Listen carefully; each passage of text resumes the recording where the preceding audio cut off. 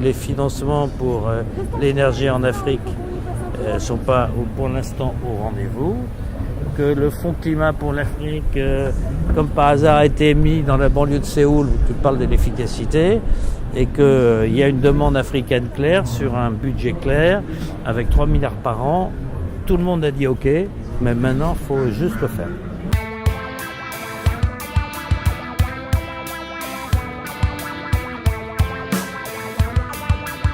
C'est vrai, il faut passer à l'action, mais sauf que ces genres de conférences sont encore importantes pour réunir tout le monde qui fait des conférences afin de faire la cohérence de ce qu'ils font, échanger de bonnes pratiques, mais aussi copier ce qui ne marche pas chez les autres pour éviter les erreurs chez soi.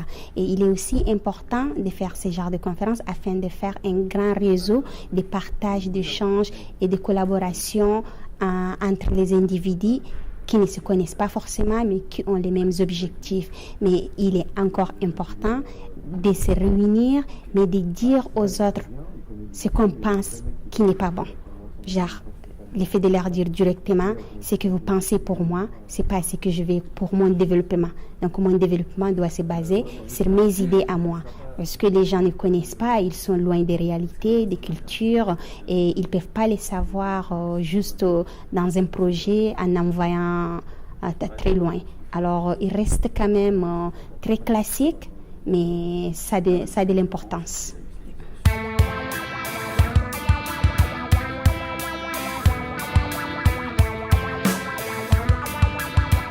Entre les financements des infrastructures pour passer à l'économie verte par rapport aux petits gestes du quotidien, trier et compagnie, il y a une démarche intermédiaire que tout à chacun, on peut mener en se posant des vraies questions autour de ces thématiques de transition énergétique. La réalité, c'est que ce sont en général les métriques environnementales, les métriques financières, elles sont pas reliés, c'est des univers qui sont très très différents et que pour les réconcilier, il suffit juste de faire les deux avec le même niveau de professionnalisme et c'est complètement possible. La première attente du client, c'est bien sûr la performance financière. Et après, il y a sur cette attente qui est bien sûr légitime, il y a la recherche d'un sens.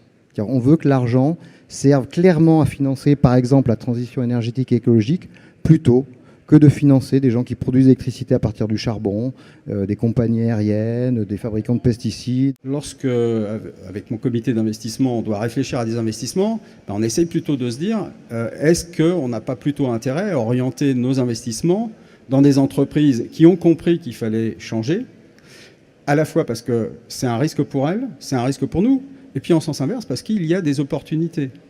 Au sein de l'ERAF, nous avons une politique qu'on appelle best in class, c'est-à-dire qu'on investit dans l'ensemble de l'économie telle qu'elle est aujourd'hui, mais en essayant de sélectionner au sein de chaque secteur les entreprises qui ont compris qu'il fallait changer et qui s'adaptent. Et pour celles qui sont à la limite, qui ne sont pas au-delà du seuil où on dit celle-là on n'investit pas dedans, mais celles qui sont un peu au-dessus, qui ont une marge de progression forte, on pratique ce qui s'appelle de l'engagement. Il était important d'offrir aux générations futures à la fois une sécurisation des réserves, une sécurisation financière, mais aussi de préserver le capital humain et le capital environnemental. Ça, c'est l'idée générale de base qui fait que, effectivement, s'inscrire dans la stratégie de transition énergétique est naturel pour l'Ircantec. Toutes les sociétés n'ont pas encore de stratégie claire et officielle liée à la transition énergétique. C'est pas parce qu'elles n'ont pas des stratégies claires et officielles qu'elles ne réfléchissent pas activement à en avoir une. Donc je pense que si le changement est en train d'avoir lieu, mais c'est normal que les entreprises prennent un peu de temps pour réfléchir et comprendre un peu le changement de leur écosystème. Aujourd'hui, il y a aussi des entreprises malheureusement qui n'ont pas encore pris la mesure de la transition énergétique. C'est moins vrai peut-être en Europe, mais ça peut être vrai dans d'autres régions. Ailleurs, notamment en Europe, ces fonds de pension ont un devoir fiduciaire vis-à-vis de leurs cotisants et que maintenant, ils vont voir les entreprises et notamment les boards en disant « Messieurs du board, les actionnaires, c'est nous. Les propriétaires, c'est nous. » Aujourd'hui, c'est quelque chose qui est en mouvement. Ça a commencé il y a quelques années. On n'a pas encore toutes les données, on n'a pas encore des stratégies. on fait ce qu'on pense être le mieux pour cette transition énergétique, mais toutes les données qu'on utilise sont pas encore matures. Donc voilà, il y a une certaine prudence aussi à avoir. Il y a 4 ans, on était parti d'un constat, c'est que notre politique ISR best in class, il fallait quand même vérifier qu'elle délivrait bien quelque chose en bout de course. C'est-à-dire qu'avec un critère de sélection, par exemple, sur les émissions de carbone, est-ce qu'on pouvait vérifier qu'en appliquant ce critère, on avait par rapport à un investisseur totalement agnostique, est-ce qu'on était capable de montrer que notre portefeuille d'action émettait moins ?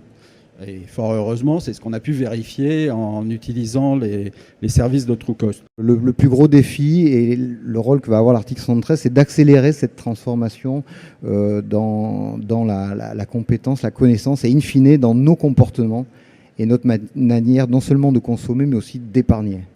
Le sujet de l'écologie, de la transition énergétique, du développement durable, il est sorti de la sphère soit de militants ou de spécialistes. Hein. C'est l'affaire de tous et ça concerne tout le monde, tout un chacun.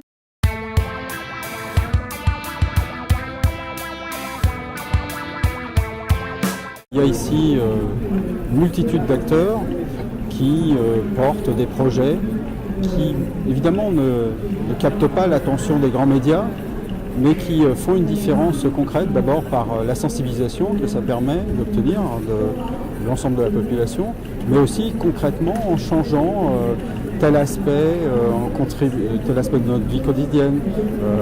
J'ai vu une initiative sur le compostage, on a d'autres initiatives aussi sur le solaire, donc c'est vraiment important que se multiplient ce genre d'événements.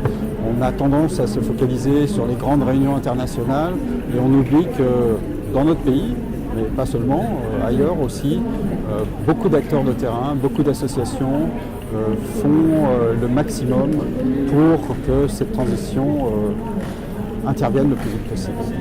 L'intérêt de ce genre de table ronde, c'est d'abord d'échanger avec les participants, de leur montrer comment leur régime de retraite peut être un acteur de la transition énergétique,